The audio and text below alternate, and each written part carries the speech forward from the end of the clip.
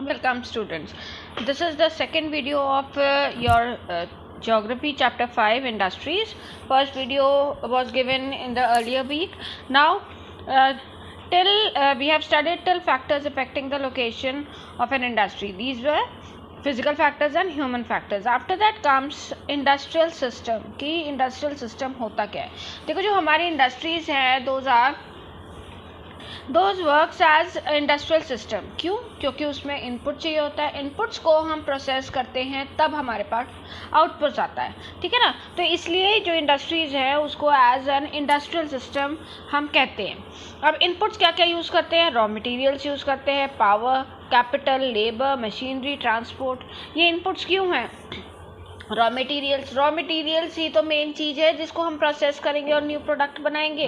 Raw materials होते क्या है? जो हमें नेचुरल रिसोर्सेज मिल रही हैं, जो अवेलेबल है हमारे पास. ठीक है ना. उसके बाद पावर क्या है? ईंधन जो हमारे मशीन्स वगैरह में लगता है. इलेक्ट्रिसिटी हो गई, कोल जैसे हो गया, डीजल हो गया, ये सब क्या है? पावर में आता है. फिर कैपिटल आपको पता है, आपको मैंने पहले भी बताया था कि कैपिटल मीन्स मनी. जो मनी हम इन्वेस्ट करते हैं अपने इंडस्ट्री सेटअप के लिए उसको हम कैपिटल कहते हैं. देन कम्स लेबर भी आपकी दो तरह की आपको समझाई थी, skilled and unskilled labour.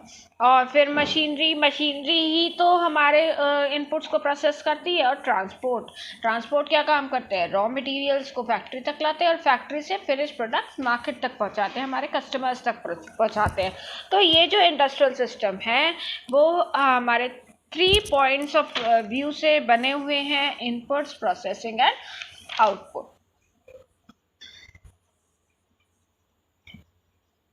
For example, in textile industry system we have certain inputs like raw cotton, जिसे हम रॉ मटेरियल की तरह से यूज करते हैं, जो कच्चा कॉटन होता है. Transportation cost of setting up the business and factory unit. वहाँ पे जो एम्प्लॉयज़ हैं उनकी वेजेस, उनकी salaries to the labourers employees etcetera, ये सब क्या है? हमारा रॉ मटेरियल है. ठीक है ना.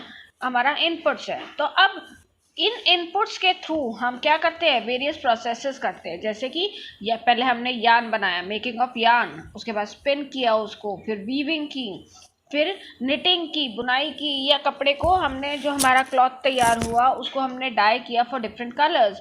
ये सब हमारे प्रोसेसेस है जो हम अपने रॉ मटेरियल्स के साथ या इनपुट्स के साथ कर रहे हैं. और फिर हमें क्या मिलता है? फिनिश्ड गुड्स मिलते हैं और यहाँ हमारा आउटपुट मिलता है. और आउटपुट क्या होता है? Finished clothes. जो हमें, जैसे ये जो भी कपड़ा हम पहनते हैं, all those clothes we wear like shirts, T shirts, trousers etcetera. तो जो भी क्लोथ्स बनकर तैयार हुए वो सब हमारा क्या है? आउटपुट है. और जो उनसे इनकम होती है वो भी हमारी आउटपुट है. ठीक है. तो इंडस्ट्रियल सिस्टम आपको समझ आ गया कि 3 पॉइंट से बनता है: इनपुट, प्रोसेसेस एंड आउटपुट्स. इन तीनों को जब हम मिला के इंडस्ट्रीज तैयार करते हैं, अपनी इंडस्ट्रीज में काम करते हैं, तो वो हमारा एक इंडस्ट्रियल सिस्टम बन जाता है. Next come industrial regions. अब हम इंडस्ट्रियल रीजन किसे कहते हैं? Industrial regions are those where a cluster of industries are located in close proximity due to its locational advantages. उस एरिया को या उस रीजन को जहाँ पर बहुत सारी इंडस्ट्रीज इस्टेब्लिश होती हैं due to their locational advantages मतलब जो वहाँ का एरिया है, जो वहाँ की लोकेशन है, उसमें इंडस्ट्री को सेटअप करने के लिए हर जो फैक्टर हमें नीडेड होता है वो वहाँ पर अवेलेबल होता है ईजिली. ठीक है. जैसे अवेलेबिलिटी ऑफ रॉ मटेरियल था, मशीनरी थी, या कुछ भी लैंड एरिया है, प्लेन एरिया है, या जितने भी हमारे फिजिकल या ह्यूमन फैक्टर्स थे वो सब इजीली अवेलेबल होंगे तो इंडस्ट्री सेटअप होगी. और जब बहुत सारी इंडस्ट्रीज आसपास स्कैटर हो जाती है तो उस क्लस्टर ऑफ इंडस्ट्रीज़ को हम इंडस्ट्रियल रीजन कह देते हैं. क्यों कह देते हैं? क्योंकि देखो, जैसे मार्केट है, मार्केट में क्या है? बहुत सारी शॉप्स होती है. ठीक है. तो बहुत सारी शॉप्स को जब हम इकट्ठा देखते हैं तो उसको हम एक नाम दे देते हैं मार्केट. रेजिडेंशियल एरिया है, उसको हम रेजिडेंशियल एरिया क्यों कहते हैं?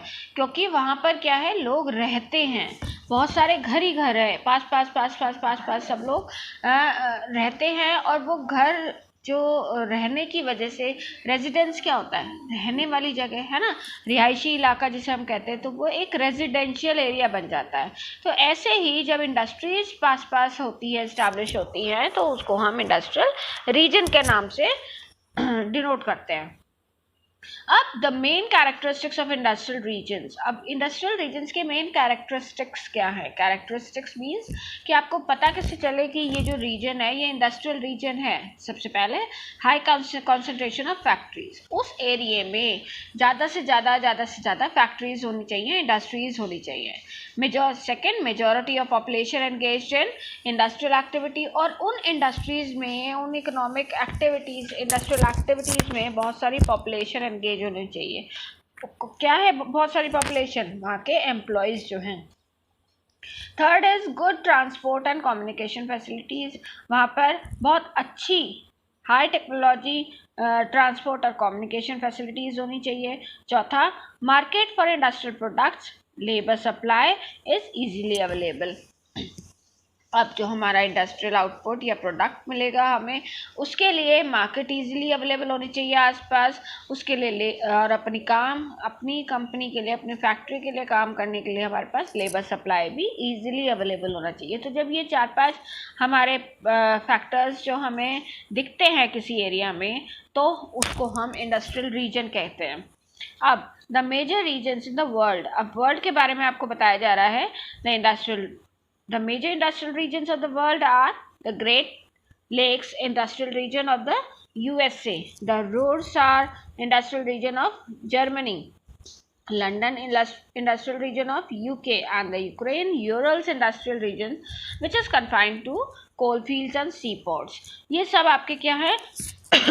वर्ल्ड में जितने भी इंडस्ट्रियल रीजन्स हैं उनके नेम्स हैं। Most of the industrial regions of the world are located in temperate region. Next comes India. अब इंडिया में कौन कौन से हमारे इंडस्ट्रियल रीजन्स हैं? मुंबई, पुणे, कोलकाता, हुगली, बेंगलुरु, मैसूर, तमिलनाडु, अहमदाबाद, वडोदरा, छोटा नागपुर, कानपुर, लखनऊ, कोल्लम, तिरुवनंतपुरम एंड दिल्ली, मेरठ, गुड़गांव, फरीदाबाद। ये सब हमारे क्या हैं? इंडस्ट्रियल रीजन्स हैं जो कि हमारे इंडिया में है। अब ये देखो बीच में हाइफन क्यों दिया हुआ है? 2 सिटीज़ के बीच में हाइफन है एंड कहीं कॉमा है, तो वो हाइफन इसलिए है कि मुंबई से लेके पूना तक का एक इंडस्ट्रियल रीजन है, कोलकाता से हुगली तक का एक इंडस्ट्रियल रीजन है, बेंगलुरु से मैसूर तक का, तमिलनाडु अपने आप में एक पूरा इंडस्ट्रियल रीजन है, अहमदाबाद से वडोदरा तक, इसलिए ये हाइफन लगाया गया है। ठीक है कि इतने बड़े वास्ट एरिया में ये इंडस्ट्रियल रीजन फैला हुआ है। सब जगह यहाँ पर क्या है? इंडस्ट्रीज लगाई गई है, फैक्ट्रीज लगाई गई हैं। Now comes the distribution of major industries. अब जो ये इंडस्ट्रीज है, डिफरेंट टाइप्स ऑफ इंडस्ट्रीज होती हैं, जैसे आयरन एंड स्टील इंडस्ट्री हो गई, टेक्सटाइल इंडस्ट्री हो गई, इंफॉर्मेशन टेक्नोलॉजी इंडस्ट्री हो गई, और कोई भी तरह की अगर इंडस्ट्री है तो वो कहाँ कहाँ डिस्ट्रीब्यूटेड है हमारे वर्ल्ड में या कंट्री में, you can understand from this flow chart. आपको शॉर्ट में बता दिया गया है कि यहाँ iron and steel, textile industry and information technology established है। डिस्ट्रीब्यूशन इन द वर्ल्ड और डिस्ट्रीब्यूशन इन द इंडिया, मतलब वर्ल्ड में कहाँ कहाँ है? जैसे iron and steel industry Germany, USA, China, Japan and Russia में है, और इंडिया में दुर्गापुर, भिलाई, रूरकेला, बोकारो एंड जमशेदपुर में है। ठीक है ना? तो ये सारे ही 3 तरह के आपको इंडस्ट्रीज दिखाई गई है, iron and steel industry, textile industry, information technology industry, जो कि वर्ल्ड में और इंडिया में कहाँ कहाँ डिस्ट्रीब्यूटेड है। उसके बाद आता है, डिटेल में पढ़ते हैं कि आयरन एंड स्टील इंडस्ट्री कहाँ डिस्ट्रीब्यूटेड है, कहाँ एस्टैब्लिश्ड है और क्यों, और उसके अंदर क्या क्या प्रोसेसेस होते हैं। पढ़िए। Iron and steel industry is the basic और द की इंडस्ट्री। अब देखो, आयरन एंड स्टील इंडस्ट्री को बेसिक इंडस्ट्री क्यों कहा गया है? क्यों? क्योंकि जो ये प्रोडक्ट्स बनाते हैं, जो और अदर इंडस्ट्रीज हैं, वो इनके फिनिश्ड गुड्स को एज अ रॉ मटेरियल या एज एन इक्विपमेंट अपनी इंडस्ट्रीज में लगाते हैं। ठीक है, मान लो कोई भी एग्रो बेस्ड इंडस्ट्री है या कोई भी मरीन बेस्ड इंडस्ट्री है या कोई भी मतलब किसी भी तरह की अगर इंडस्ट्री है वो सेटअप करते हैं, तो वहाँ पे क्या चाहिए आपको? मशीन्स चाहिए। टूल्स चाहिए, इक्विपमेंट चाहिए, नट बोल्ट चाहिए, तो ये सब कहाँ से आता है? आयरन एंड स्टील कंपनी से आता है, ठीक है। Iron and steel company steel बनाती है, स्टील बहुत सारी चीज़ों में यूज़ होता है। उस स्टील को यूज़ करके जो दूसरी इंडस्ट्रीज़ है अपने रॉ मटेरियल्स को प्रोसेस करते हैं और फिर उससे नया फिनिश गुड बनाते हैं। तो इसलिए आयरन एंड स्टील इंडस्ट्री को हम बेसिक इंडस्ट्री या की इंडस्ट्री कह सकते हैं।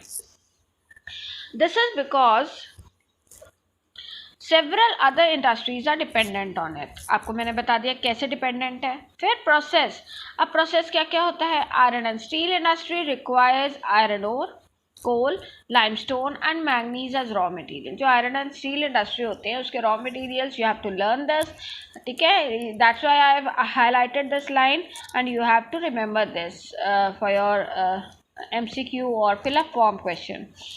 Iron ore, coal, limestone and manganese, ये किसके रॉ मटेरियल है? आयरन एंड स्टील इंडस्ट्रीज के रॉ मटेरियल है। It also requires huge capital, a large area, efficient labour and a good network of transport. ये इसके इनपुट्स है जो iron steel को चाहिए। In order to manufacture steel, अब स्टील को बनाने के लिए, मैन्युफैक्चर मीन्स प्रोड्यूस करने के लिए, बनाने के लिए iron ore is first smelted in the blast furnace and then refined. अब जो आयरन ओर है उसको बिग फर्नेस पे, ब्लास्ट फर्नेस मीन बहुत बड़ा उनका आप बर्तन कह सकते हैं, बहुत बड़े फर्नेस में उसको स्मेल्ट किया जाता है। स्मेल्ट मीन्स उसको इतना हीट किया जाता है beyond a smelting point, so that they can extract mineral from that iron ore, ठीक है ना। आयरन ओर में से हम मिनरल निकालने के लिए उसको इतना हीट करते हैं और फिर उसको रिफाइन किया जाता है, तब जाके हमारी स्टील बनती है। Okay, now output and uses. अब चलो जी स्टील बन गई, अब वो स्टील हमारे किस काम आती है और क्या हमारा आउटपुट है? The steel produced is the finish product which is used as a raw material in automobile engineering and various other industries. अब ये जो हमारा स्टील बना, ये बहुत सारी ऑटोमोबाइल इंजीनियरिंग या और बहुत सारी ऐसी इंडस्ट्रीज है जिसमें एज अ रॉ मटेरियल काम करते हैं। फिर steel can be cut into various shape, steel को हम किसी भी शेप में काट सकते हैं, किसी भी शेप में बना सकते हैं। They can be made in sheets form और they can be made in wire form. Sheets को हम रोल भी कर सकते हैं, sheets can be made thick, thin और whatever the customer wants. It is also used with other metals like aluminium, nickel, copper to produce alloys. और इस steel को फिर एल्यूमिनियम में या निकल में एंड कॉपर में मिलाकर हम क्या बना देते हैं? अलॉयज बना देते हैं, जो कि वो अलॉयज फिर किसी और प्रोडक्ट को बनाने के लिए इस्तेमाल किया जाता है। Steel is an important raw material for the modern industry. It is essential in the production of tools, machines, automobiles, drilling machines, pipes, etc. अब ये स्टील क्या है? मॉडर्न इंडस्ट्रीज के लिए एज अ रॉ मटेरियल काम करती है, जो कि मैं आपको पहले समझा चुकी हूँ। Farm implements are made up of steel. जो हमारे फार्म इम्प्लीमेंट्स होते हैं एग्रीकल्चर के लिए, फार्मिंग के लिए या फार्म एक्टिविटीज़ के लिए, जो हम टूल्स या इक्विपमेंट्स यूज़ करते हैं उसमें भी हम स्टील का इस्तेमाल करते हैं। Steel is also widely used in construction activities, और कंस्ट्रक्शन एक्टिविटीज़ में भी आपने देखा होगा कि हमारे घरों की जो जीने की जो हमारी सीढ़ियाँ होती हैं उनकी रेलिंग्स ग्रिल की होती है, उसकी स्टील की होती है, या हमारी छतों पे, हमारे टेरेस पे जो ग्रिलिंग होती है, जो हमारी रेलिंग्स जैसे हम कहते हैं, वो भी स्टील्स की होती हैं। आजकल काफ़ी लोग बनवाने लगे हैं, है ना। तो ये स्टील जो है कंस्ट्रक्शन एक्टिविटीज़ में भी यूज़ होने लगा है बहुत ज़्यादा। अब location, earlier most of the iron and steel industries were located where raw materials, power and water were abundant, जहाँ पर ये फैक्टर्स, फिजिकल फैक्टर्स जो हैं हमें easily अवेलेबल हों या abundant quantity में हो, वहाँ पर इस्टेब्लिश की जाती थी। Later the location of this industry was shifted to areas with coal fields, canals and railways. लेकिन अब क्या है, ये जो आयरन एंड स्टील इंडस्ट्रीज हैं बाद में क्या कर दी गई? शिफ्ट कर दी गई। कहाँ? ऐसे एरियाज में जहाँ पर हमें कोल फील्ड्स अवेलेबल है, कनाल्स हैं, रेलवेज है, उस तरफ जहाँ पर ये हमें अवेलेबल हैं वहाँ पर ये शिफ्ट कर दी गई। After 1950 the location of the iron and steel industry was confined to flat plains near sea ports. Sea ports के पास जो प्लेन एरियाज है वहाँ पर ये शिफ्ट कर दी गई in 1950. You have to remember the year also. This shift was primarily because the iron and steel plants had grown into major steel industries. ऐसा क्यों किया गया? क्योंकि ये जो पहले आयरन एंड स्टील इंडस्ट्रीज थी उनको अब क्या कहा जाने लगा, स्टील इंडस्ट्रीज कहा जाने लगा, क्योंकि उनका जो फिनिश प्रोडक्ट है वो स्टील है.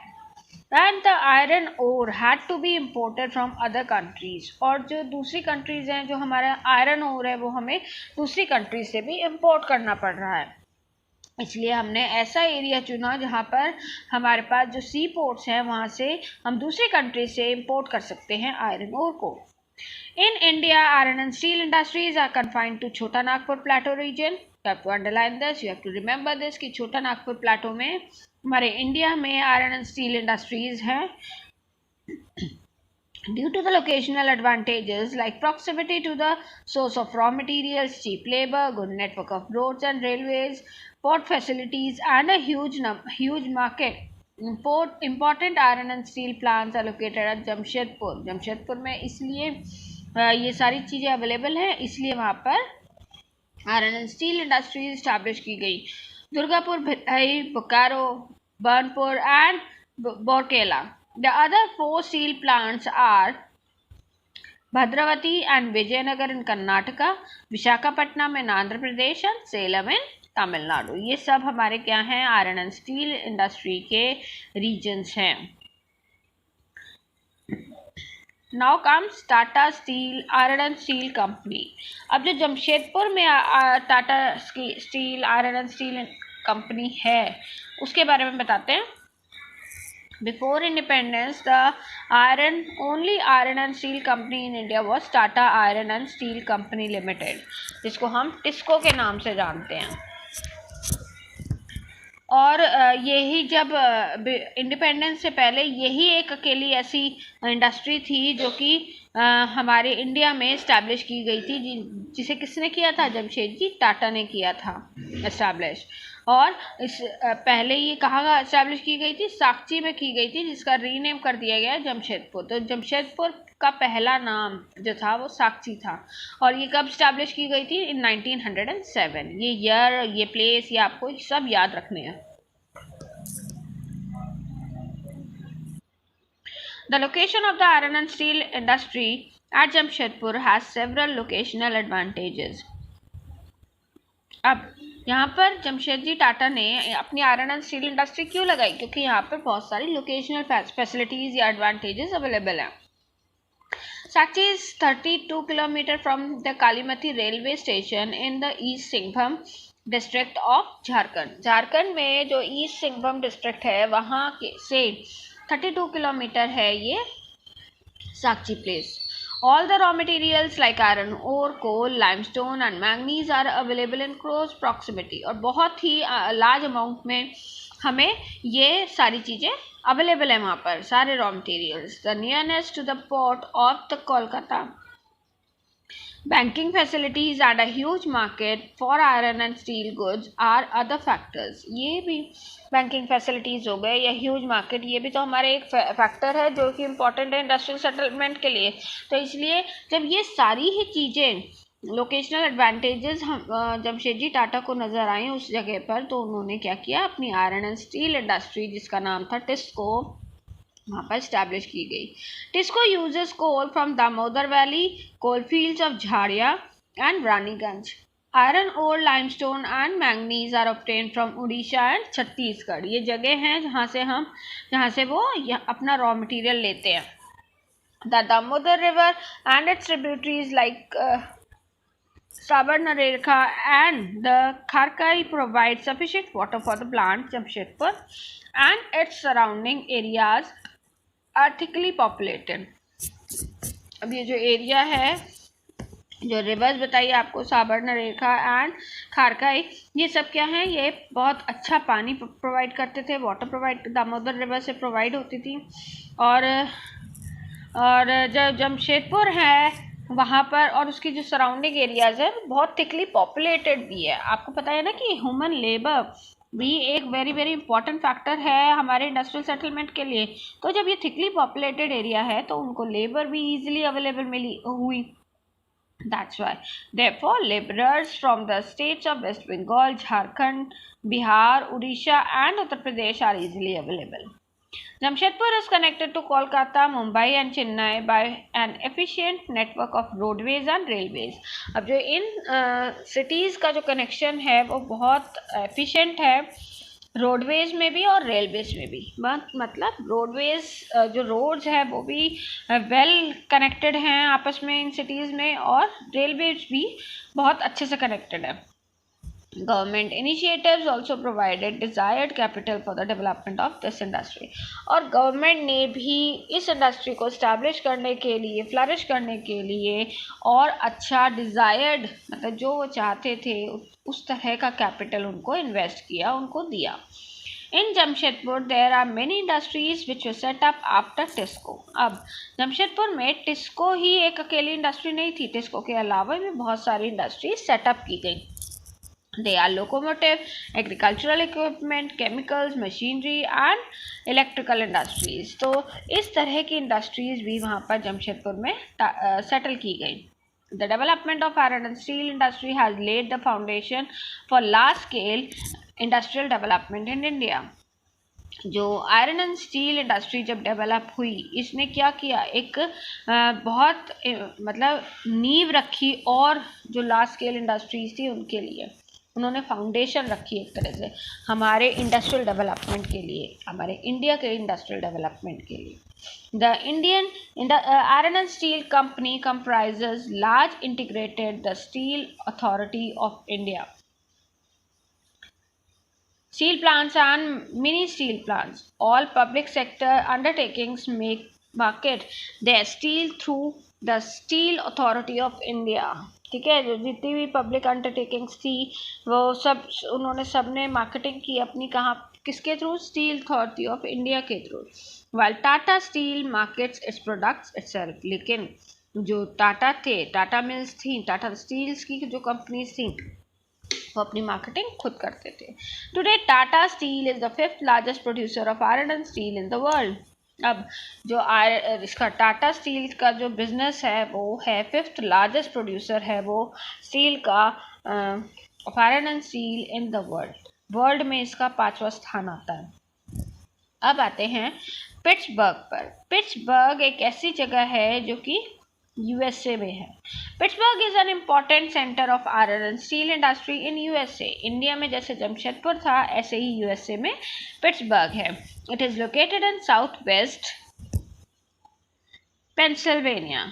The iron and steel industry at Pittsburgh has locational advantages. यहाँ पर भी क्या है, बहुत सारी लोकेशनल एडवांटेजेस हैं, तभी यहाँ पे industries, iron and steel industries को स्टैब्लिश किया गया। The raw materials like iron ore comes from Minosia, about 1500 km from Pittsburgh. Coal is available from the local area. वहीं के एरिया में से कोल मिल जाता है उनको. The Great Lake waterways and railways provide the cheapest means of transport for the iron and steel industry. Rivers like Ohio, the Monongahela and Allegheny also provide large amounts of water for the iron and steel plant. इन सब के लिए ये rivers बहुत अच्छे water supply देते हैं. There are a few large steel mills in Pittsburgh which are located in the valleys of Monongahela and the Allegheny rivers along the Ohio river. इन तीनों rivers के आसपास बहुत सारी large scale steel mills हैं. The development of land and water routes is responsible for the transportation of finished steel to the market. और जो land का और वाटर रूट्स हैं, जो रोडवेज है या वाटरवेज है, वहाँ पर क्या है, ये रिस्पॉन्सिबल होते हैं हमारे जो फिनिश प्रोडक्ट है मार्केट तक पहुँचाने के लिए। The Pittsburgh area has many other industries besides the steel plant. और यहाँ पर भी स्टील प्लांट के साथ साथ यहाँ पर भी बहुत सारी इंडस्ट्रीज established हैं. They are used as a raw material They use raw material. They use steel as a raw material to produce railway equipment and heavy machinery. ये जो स्टील यहाँ बनता है यहाँ से वो लोग ये इंडस्ट्री जो बाकी अदर इंडस्ट्रीज है वो क्या करते हैं उसको रेलवे इक्विपमेंट या हैवी मशीनरी बनाने के लिए एज अ रॉ मटेरियल इस्तेमाल करते हैं। फिर आता है cotton textile industry. Iron and steel industry की हमने लोकेशन देख ली कि कहाँ कहाँ ये इंडस्ट्री सेटअप हैं। Main in India is Jamshedpur and in USA it is Pittsburgh. Now comes cotton textile industry. The cotton textile industry is one of the oldest and largest agro based industry. Cotton textile industry बहुत ही पुरानी, सबसे पुरानी लगभग कह लो आप, largest agro based industry है। Agro based क्यों है? क्योंकि ये जो अपना रॉ मटेरियल यूज़ करते हैं वो as a natural resource from agriculture से यूज़ करते हैं। It uses both natural and human made fibres, दोनों ही तरह का इस्तेमाल करते हैं ये। Natural fibres are cotton, silk, wool, linen and jute. ये सारे क्या हैं? नेचुरल फाइबर्स हैं जो हमें कुदरत से मिलते हैं। नेचुरल मीन्स नेचर से जो हमें मिल रहा है मटेरियल, कुदरत से जो मिल रहा है। Well human made fibres are nylon, polyester and rayon. लेकिन जो उसके बाद कुछ प्रोसेस करके जो ह्यूमन ने फाइबर्स बनाए हैं वो है nylon, polyester and rayon. Process, अब इसमें क्या क्या प्रोसेस होता है, क्या क्या प्रोसेसिंग होती है। Earlier cotton textiles were produced using hand spinning and handloom weaving techniques. पहले क्या होता था कि जो हाथ से कोई भी चीज़ की जाती थी, वीविंग या बुनाई या स्पिनिंग, कुछ भी जो होता था हाथ से होता था, तो इसलिए हैंडलूम वीविंग टेक्निक्स कहा जाता है उसको। After the 18th century power looms came into existence mainly in Great Britain। जो ग्रेट ब्रिटेन है, तो हम कर रहे थे कि जो कॉटन टेक्सटाइल इंडस्ट्री हैं उसके जो रॉ मटेरियल्स वो देख लिए हमने कि नेचुरल फाइबर्स भी होते हैं और ह्यूमन मेड फाइबर्स भी होते हैं। नेचुरल फाइबर्स में क्या क्या था? Cotton, silk, wool, linen and jute. और ह्यूमन मेड फाइबर्स में क्या क्या था? Nylon, polyester, rayon etcetera. अब क्या क्या प्रोसेसेस होते हैं, कहाँ कहाँ कैसे कैसे कॉटन टेक्सटाइल इंडस्ट्री में प्रोसेस होता है। Earlier cotton textiles were produced using hand spinning and handloom weaving techniques. हाथ से सारा काम होता था, हाथ से जो धागा है यान को स्पिन किया जाता था और हाथ से ही जो बुनाई होती थी कपड़े की वो की जाती थी। After the 18th century power looms came into existence mainly in Great Britain. Today the major producer of cotton textiles are India, China, Japan and USA. जो कॉटन टेक्सटाइल्स के जो मेन प्रोड्यूसर्स हैं अब या तो India, China, Japan and USA है। अब output क्या क्या मिलता है हमें हमारे कॉटन टेक्सटाइल इंडस्ट्रीज में। India has an illustrious tradition of producing good quality cotton textiles like the muslins of Dhaka, the chintz of Masilepatnam, the gold embroidered cotton pieces of Surat, Barwanpur and Vadodara and the calicos of Calicut। ये सब क्या है? जगह है जहाँ पर हमारे पास industry इसका कॉटन टेक्सटाइल का ट्रेडिशन है। However, our traditional cotton textile industries produce textile which were expensive and time consuming। जो हमारा जो कॉटन टेक्सटाइल्स थी जो प्रोड्यूस करते थे वो बहुत एक्सपेंसिव पड़ता था और टाइम कंज्यूमिंग होता था, बहुत टाइम लगता था उनको बनाने में। These traditional industries had to face stiff competition from modern textile mills from the West, which produced cheap, best quality textiles on a large scale within a short time। तो जो हमारे इंडिया की जो ये इंडस्ट्रीज़ थी इनको एक बहुत टफ कंपटीशन देना पड़ता था। हमारे जो बाहर हमारे आउट ऑफ इंडिया जो इंडस्ट्रीज सेटअप हैं वो क्या करते थे? वो तो बहुत ही चीप, बहुत ही कम रेट में बहुत अच्छी क्वालिटी का टेक्सटाइल और लार्ज स्केल पर बहुत ही कम टाइम में बना देते थे। लेकिन हमारे इंडिया में जो क्वालिटी प्रोडक्ट हमें मिलता था वो क्या था? कि एक तो एक्सपेंसिव बहुत होता था और टाइम कंज्यूमिंग होता था। अब लोकेशन क्या है?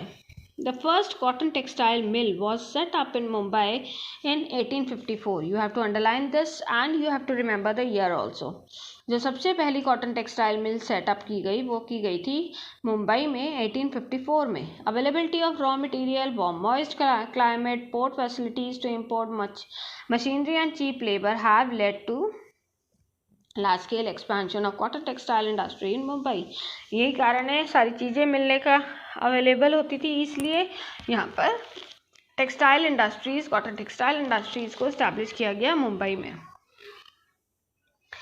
Earlier, the cotton textile industry was set up around the cotton growing areas in Maharashtra and Gujarat. पहले कहाँ का होता था? जो महाराष्ट्र में और गुजरात में आसपास जो कॉटन ग्रोइंग एरियाज थे वहाँ पर कॉटन टेक्सटाइल इंडस्ट्री लगाई जाती थी। Due to the locational advantages like the availability of raw materials, favorable climate, labor and port facilities. But today it is widespread all over the country due to the development of quicker means of transport. लेकिन आज ये क्या है, पूरी country में establish हैं cotton textile industries.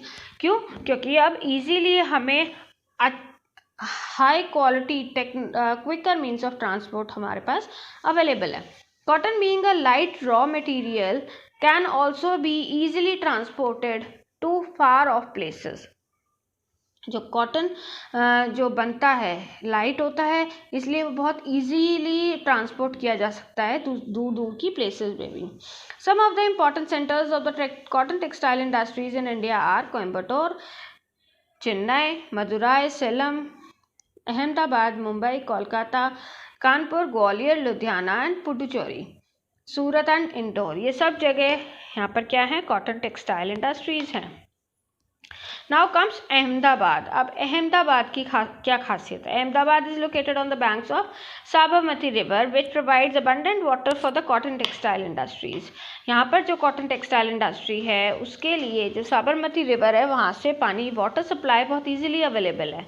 It is called the Manchester of India, और इसीलिए अहमदाबाद को मैनचेस्टर ऑफ इंडिया कहा जाता है, as it is the second largest city of the after Mumbai, क्योंकि ये सेकेंड लार्जेस्ट सिटी है मुंबई के बाद। The black soil of Gujarat is favourable for growth of cotton. The humid climate is also favourable for spinning and weaving. A large area is also available for setting up of cotton mills. यहाँ पर area भी बहुत बड़ा है जिसकी वजह से हम कॉटन मिल्स जो हैं इंडस्ट्रीज वहाँ पर सेटअप कर सकते हैं। Availability of both skilled and unskilled labour, good network of railways, roads and proximity to Mumbai port have all facilitated the export of cotton textiles and import of machineries. ये सब availability होने के कारण ही सारी हमारा क्या है, जो कॉटन टेक्सटाइल्स हैं उनको हम एक्सपोर्ट कर सकते हैं और किसी से भी मशीनरी हम इंपोर्ट कर सकते हैं। However, recently the cotton mills, textile mills in Ahmedabad are facing many problems like the use of outdated machinery. बहुत सारी कॉटन टेक्सटाइल्स जो हैं हमारे अहमदाबाद में वो क्या है, आउटडेटेड मशीनरी यूज़ करने के कारण बहुत सारी प्रॉब्लम्स फेस कर रहे हैं। Inefficient labour and erratic power supply which have led to increase in the demand for synthetic fabrics. और जो लेबर है सब एफिशिएंट क्वांटिटी में नहीं है, पावर सप्लाई क्वांटिटी में नहीं है, इस वजह से जो डिमांड है फॉर सिंथेटिक फाइबर्स ज़्यादा बढ़ गया है बजाय इसके कि कॉटन फैब्रिक के। Now comes Osaka. Osaka is known as the Manchester of Japan. उसको मैनचेस्टर ऑफ जापान कहा जाता है। क्यों कहा जाता है? This city is located near the sea and it is expanded rapidly after 1930। और ये कब 1930 के बाद बहुत ज़्यादा एक्सपैंड हुई यहाँ पर। The vast plains around Osaka are suitable for the growth of cotton mills. जो ओसाका में जो प्लेन एरिया है वो बहुत ज़्यादा सूटेबल है कॉटन मिल्स के लिए। Warm and humid climate, availability of hydel power, cheap and efficient labour, provision of abundant water for cotton mills by the river Yodo, and port facilities for the import of raw cotton and export of the cotton textiles are locational advantages of the city. ये सारी advantages हैं, locational advantages, जो कि इसको Manchester of Japan बनाती हैं for the establishment of cotton textile industries. Cotton is mainly imported from India, Egypt, China and USA. जो इनको cotton as a raw material चाहिए होता है वो इन्हें इंडिया से, इजिप्ट से, चाइना से और यूएसए से मिल जाता है। The cotton textile manufactured here is exported to many countries due to its good quality and competitive price. और यहाँ पर जो हमें कॉटन टेक्सटाइल मिलता है, मीन्स जो हमें क्लोथिंग मिलती है वो बहुत अच्छी क्वालिटी की और कम जो प्राइस है उसका भी प्राइस कम होता है। Though it is the leading producer of cotton textiles, recently other industries like iron and steel, shipbuilding, automobiles, electrical equipment and cement have also developed in Osaka. इस तरह की इंडस्ट्रीज भी सेटअप की गई हैं। Now third type of industry आती है information technology industry. The information technology industry is concerned with the storage, processing and distribution of information. जो information हम कंप्यूटर्स में डालते हैं, उसको स्टोर करते हैं, प्रोसेस करते हैं और फिर डिस्ट्रीब्यूट करते हैं, तो वो बन जाती है हमारी information technology industries. Progress of information technology was seen in the last decade of 20th century and its importance is growing in 21st century. और इस्टेब्लिश कब की गई थी 20th सेंचुरी में, लेकिन अब उसकी इस 21st सेंचुरी में बहुत ज़्यादा इंपॉर्टेंस बढ़ गई है। The development of computers has accelerated the progress of information technology. और क्योंकि कंप्यूटर्स का बहुत ज़्यादा डेवलपमेंट हुआ है, प्रोग्रेस हुई है, तो उसके कारण इस इंफॉर्मेशन टेक्नोलॉजी की भी प्रोग्रेस हुई है। This industry has provided employment to more than 1 million people in India and has emerged as an important foreign exchange earner in the last 5 years due to the growing business process outsourcing sector, BPO जिसे कहा गया है। इसके कारण ये क्या है, एक इम्पॉर्टेंट फॉरेन एक्सचेंज अर्नर बन गया है। इस इंफॉर्मेशन टेक्नोलॉजी के कारण जो फॉरेन की जो करेंसी है हमारी कंट्री में आने लगी। Location, the location of the IT industry is affected by the easy availability of resources and the low cost of infrastructure and labour. The location of the IT industry is affected. जो ये IT industry की कहाँ setup की जाए, ये कैसे, किस चीज़ से अफेक्ट होती है, easily availability of resources and the low cost of infrastructure and labour. जब हमें इसको इस्टेब्लिश करने के लिए इंफ्रास्ट्रक्चर में हमारा कॉस्ट जो है वो कम लगेगी और लेबर में कम लगेगी, तो ही तो हम कोई इंडस्ट्री सेटअप कर सकते हैं। 18 software technology parks have been set up in India, mainly at Mumbai, Chennai, Delhi, Kolkata, Hyderabad, Pune, Thiruvananthapuram, Chandigarh and Bengaluru. यहाँ सब क्या है, इन सब सिटीज़ में इंफॉर्मेशन टेक्नोलॉजी इंडस्ट्रीज़ हैं। However, Bengaluru is called the information technology capital of India as many multinational companies are set up here. बहुत सारी multinational companies यहाँ पर बेंगलुरु में सेटअप की गई हैं। The major hub of the information technology industry are the Silicon Valley in California and Bengaluru in India. अब जानते हैं बेंगलुरु के बारे में। Bengaluru, the capital of Karnataka, located in the Deccan Plateau, is one of the metropolitan cities in India and an important industrial center. जो बेंगलुरु है किसका capital है, कर्नाटका का कैपिटल है। और कहाँ लोकेटेड है, डेक्कन प्लेटू में। तो ये क्या है, एक मेट्रोपॉलिटन सिटी है इंडिया में, जो कि एक इम्पॉर्टेंट इंडस्ट्रियल सेंटर है। यहाँ पर IT इंडस्ट्रीज बहुत सारी हैं। In 1991, a software technology park was set up at Bengaluru. There are many reasons for the development of information technology at Bengaluru. जो reasons हमारे अब नीचे फॉलो करते हैं कि बहुत सारे ऐसे reasons हैं जिसके कारण बेंगलुरु को सिलिकॉन वैली ऑफ इंडिया भी कहा जाता है। One of the lines of the Silicon Valley in California, the Karnataka government in late 70s developed electronic city. जो कैलिफोर्निया सिलिकॉन वैली है कैलिफोर्निया में, उसकी एक लाइन में एक इलेक्ट्रॉनिक सिटी इस्टेब्लिश की गई by Karnataka government about 18 kilometre outside Bengaluru. This made Bengaluru the Silicon Valley of India. और क्योंकि वो उसके पास है तो इसलिए उसको सिलिकॉन वैली ऑफ इंडिया कहा गया। Bengaluru has a pleasant climate throughout the year and is well connected by means of rail, road, air with other parts of the country. Country के दूसरे पार्ट्स तक पहुंचने के लिए बहुत अच्छा railway system, roadway system and Airways system है. It has got the best type of training infrastructure required for the computer software industry. Training infrastructure means वहाँ पर आपको कंप्यूटर सीखने के लिए बहुत अच्छे ट्रेनिंग सेंटर्स भी हैं.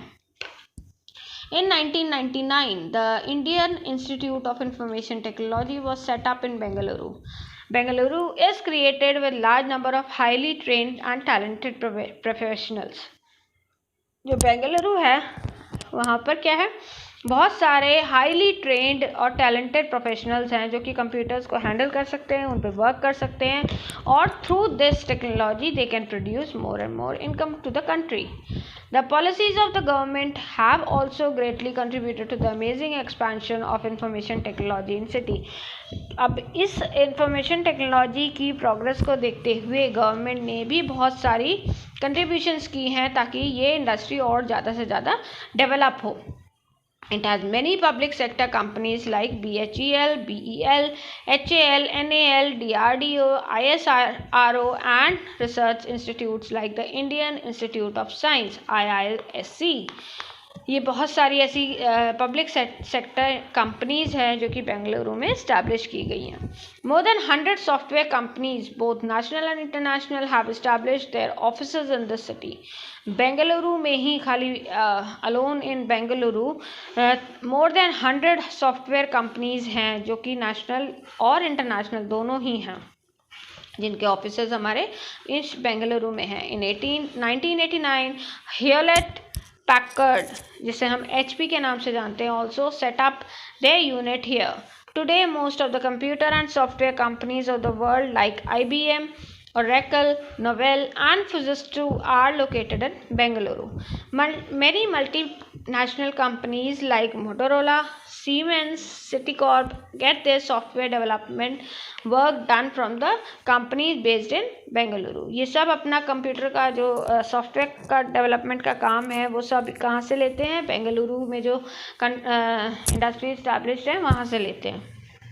In the last 10 years, Bengaluru has become Asia's fastest growing city, having rapid growth and international recognition in the field of software development and information technology. इन पिछले 10 सालों में बेंगलुरु ने एशियाज़ फास्टेस्ट ग्रोइंग सिटी इसको नाम दिया गया है क्योंकि यहाँ पर क्या है, बहुत तेज़ी से IT जो इंडस्ट्री है बहुत तेज़ी से डेवलप हुई है और एक इसको इंटरनेशनल रिकग्निशन भी मिला है. नाउ कम्स सिलिकॉन वैली जो कि कहाँ पर सिचुएटेड है, कैलिफोर्निया में. The Silicon valley situated in California on the western coast of USA is well known for the computer and electronic industry. Computer और electronic industries ज़्यादा हैं सिलिकॉन वैली में. It is the home of many companies that engaged in high technology research and manufacturing. Extensive land was given here to establish high technology firms on long term lease. और बहुत बड़े बड़े large lands दिए गए लोगों को to establish their IT industries, high technology industries on long term lease. Long term lease means बहुत लंबे समय तक वो अपना जो लोन है वो चुका सकते हैं. Pleasant climate, pollution free environment, availability of skilled labor, huge capital, accessibility by roads and airports, ये सब क्या हैं, and abundance of power have played a major role in making the Silicon Valley one of the most important centers of the software. अब जो California में silicon valley है और जो बेंगलुरु सिलिकॉन प्लेटो है उसमें क्या क्या सिमिलैरिटीज़ हैं. Location, it is located near Rocky Mountains in North America. और जो बेंगलुरु सिलिकॉन प्लेटो है it is located on the Deccan plateau of India. दूसरा क्लाइमेट है, the city has pleasant climate and a clean environment. Bengaluru Silicon Plateau has moderate and pleasant climate. दोनों में जो climates है वो प्लेजेंट है दोनों में। अब workforce, here good access to markets and skilled workforce are available, skilled and experienced managers are available in Bengaluru. दोनों जगह ही जो स्किल्ड लेबर है, स्किल्ड वर्कफोर्स है, दोनों ही जगह अवेलेबल हैं। Well connected, California is situated near major roads and airports और बेंगलुरु में the city is well connected by roads, rails and airways. यहाँ पर भी जो मीन्स ऑफ ट्रांसपोर्ट के लिए जो कनेक्शंस हैं, रोडवेज या रेलवेज या एयरवेज, ये सब यहाँ पर बेंगलुरु में भी इजीली अवेलेबल है। Educational institute, the city is close to the most advanced scientific and technological centers in the world, जो कैलिफोर्निया सिलिकॉन वैली है, और बेंगलुरु भी it also has some of the best science, engineering and management colleges.